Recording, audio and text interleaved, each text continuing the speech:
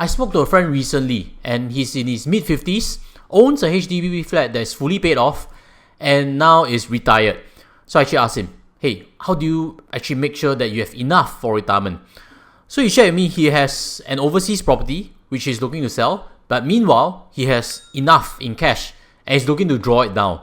So next question I really told him is, it's good that you feel you have enough because that's a feeling that not everybody in retirement really has.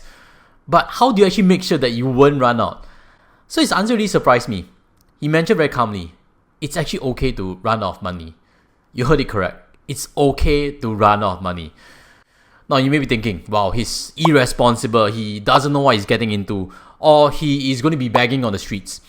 Maybe it's not that extreme actually, because most of us are hoping to use up all our monies in our lifetime, die with zero, correct? This concept that I've mentioned before on the channel.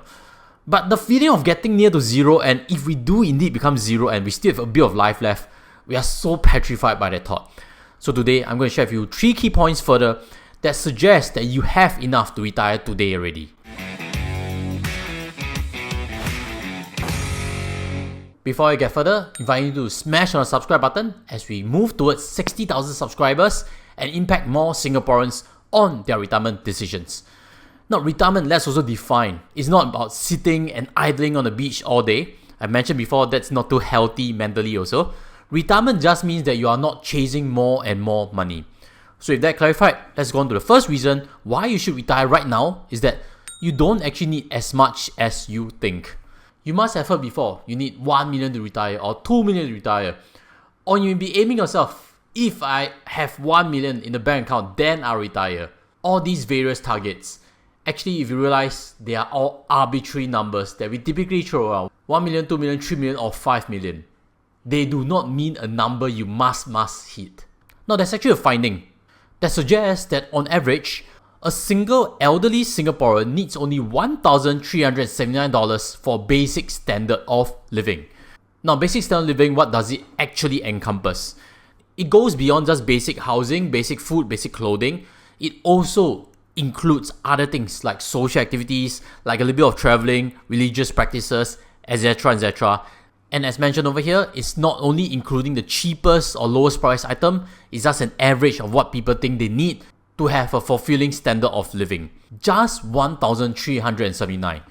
Maybe you feel that's too low. Maybe you're aiming for a bigger number.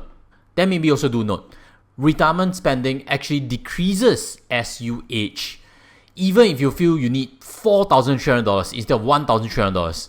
This chart over here by JP Morgan Asset has mentioned that at the start of retirement, you do need more. But along the years as you age, you actually consume less. Why is this so?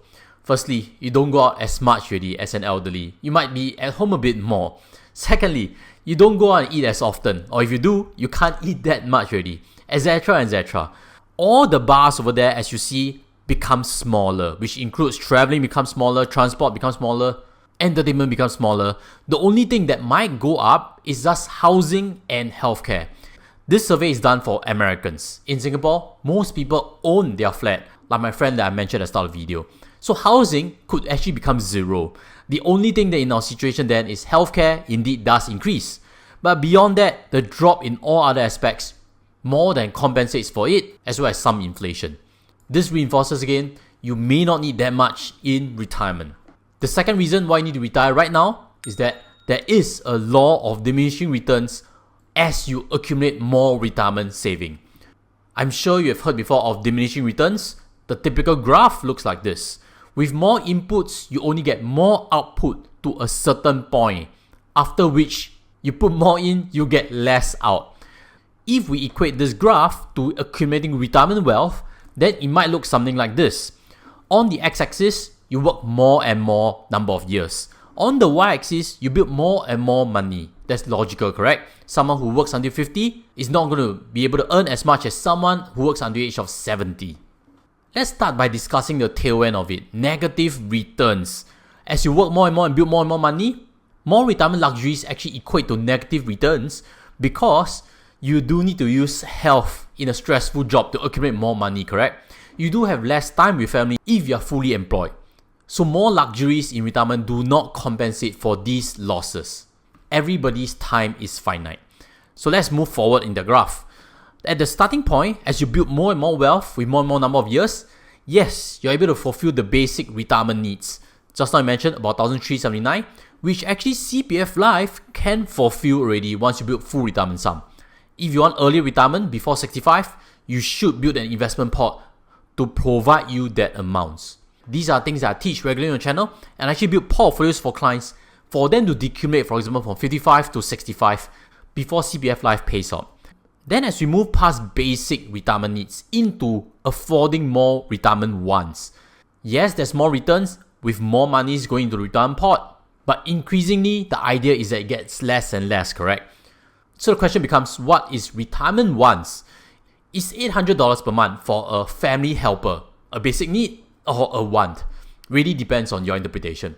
Is some traveling a basic need? I feel it is. And in the survey done at the start, yes, it is. But beyond basic traveling, how about a Europe trip for 3 weeks? How about cruise for 3 weeks?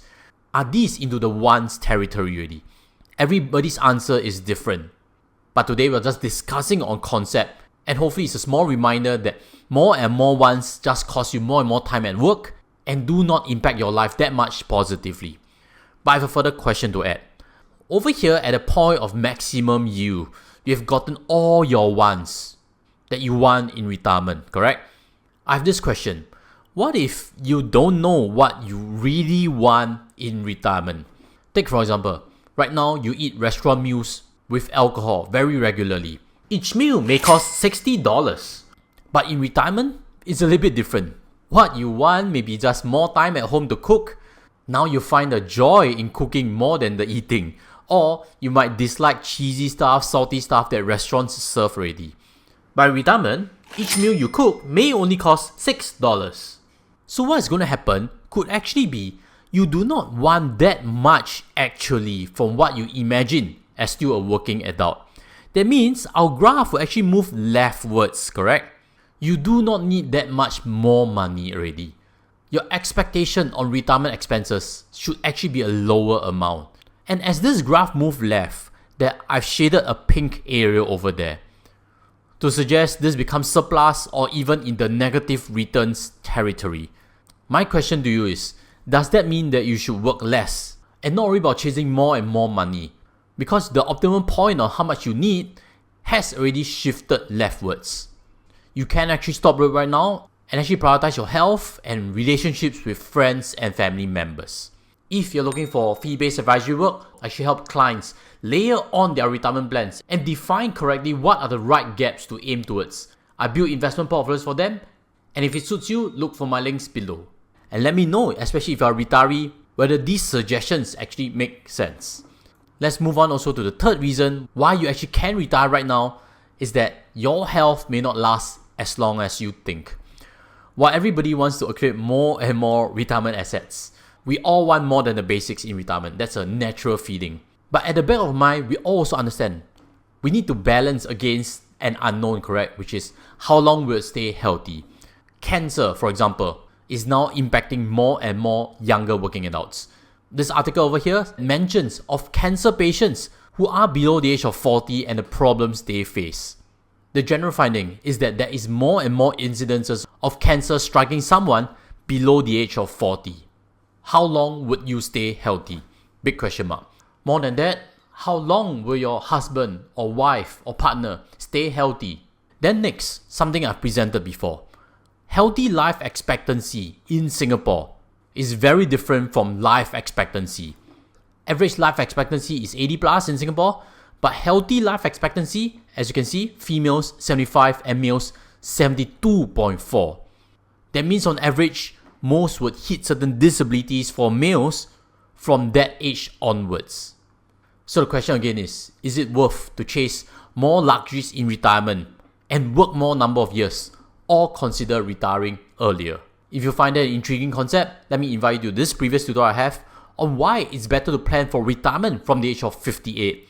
It's based on this healthy life expectancy, and maybe it'll give you more insights for you to ponder deeper. With that, sign off for me and see you there. Take care as always. Goodbye.